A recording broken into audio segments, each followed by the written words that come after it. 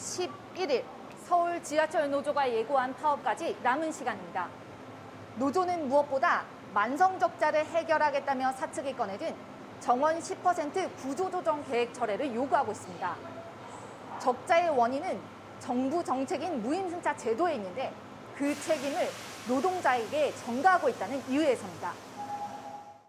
인천과 부산, 대구, 대전 등 다른 지역 도시철도들도 적자가 늘고 있는데 모두 무임승차 제도에 대한 정부 지원을 요구하고 있습니다. 이 같은 공감대를 토대로 이미 전국 4개 노조는 쟁의행위에 찬성했고 서울 지하철 파업까지 동참하게 된다면 5년 만에 공동파업이 이뤄지게 됩니다. 도시철도 운영기관들도 공익서비스 비용에 대한 정부 지원의 필요성은 공감하고 있습니다. 지난해 사상 처음 적자가 1조 원을 넘어섰고 올해 적자 예상액이 1조 6천억 원에 달하는 서울교통공사도 마찬가지입니다. 버스 환승이나 무임승차와 같은 공익서비스 때문에 부담한 금액은 지난해만 약 4,500억 원이고 무임승차 비용은 해마다 증가해 영업손실의 70%를 차지합니다. 게다가 노인 인구 증가로 무임승차 비율은 갈수록 늘어날 것으로 예상됩니다. 코로나19 사태가 장기화하면서 대중교통 이용 패턴이 바뀐 것도 일부 영향을 미치고 있습니다. 앞으로의 지하철 수요와 노인 인구 증가 등을 따져보면 2040년까지 무임승차 비용이 9조에서 12조까지 천문학적으로 늘어날 것이란 연구 결과도 나올 정도입니다. 노사 모두 무임승차 제도 개선이 필요하다는 데 공감하지만 적자 해소 방안에는 인식차를 보이고 있는 겁니다. 일단 노사 모두 문제 삼는 무임승차 제도를 개선하는 것이 갈등의 해법이 될 수 있습니다. 정부는 코레일이 운영 중인 노선에만 무임승차 비용의 60%를 지원하고 있습니다.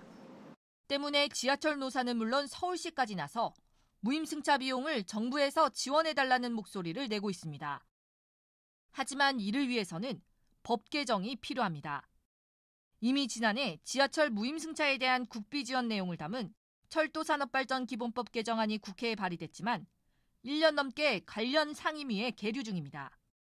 국토위 교통법안심사소위에서 작년 11월 17일에 이 개정안들을 심사 의결하고 국토위 전체회의가 열린 11월 19일에 보고를 했습니다. 근데 이 자리에서 기재부 차관이 다시 심사해달라 이렇게 요청을 한 거죠. 국회 논의가 기재부의 반대로 계속해서 무의로 돌아가는 건 안 된다고 생각합니다. 여야가 합의했던 법안이거든요. 이번 정기국회에서는 반드시 통과되도록 할 겁니다.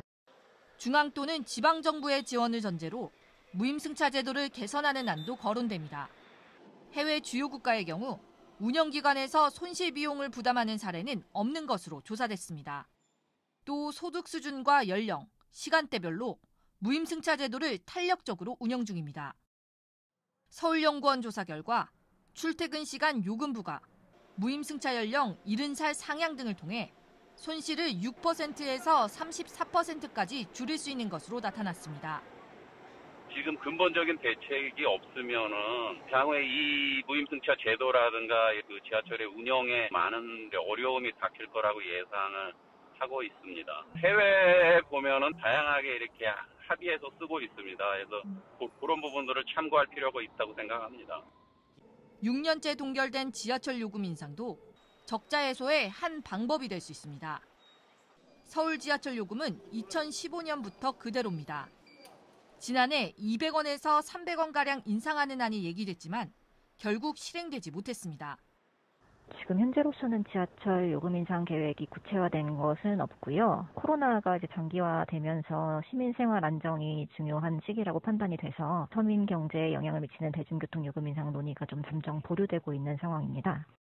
때문에 지난해 11월 국회 토론회에서는 정치적 부담 때문에 대중교통 요금 인상을 미루는 일을 예방하도록 물가와 인건비 등을 반영해 정기적으로 요금을 조정하는 시스템이 필요하다는 얘기도 나왔습니다. 시민의 발인 도시철도가 멈추지 않기 위한 장기적인 방안을 고민해야 할 때입니다. TBS 최혜원입니다.